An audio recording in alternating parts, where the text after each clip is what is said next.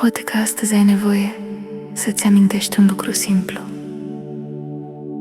Nu trebuie să fii altcineva pentru a fi suficient. Nu trebuie să te schimbi pentru a fi acceptat, acceptată.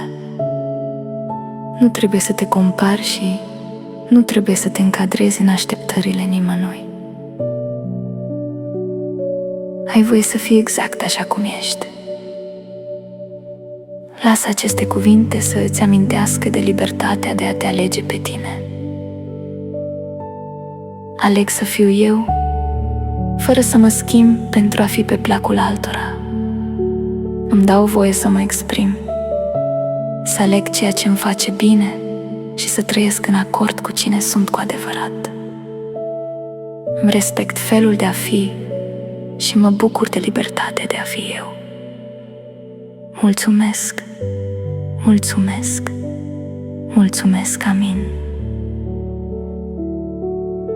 Nu te pierde încercând să fii ceea ce alții așteaptă de la tine. Rămâi tu. Acolo începe libertatea. Afirmații pentru suflet.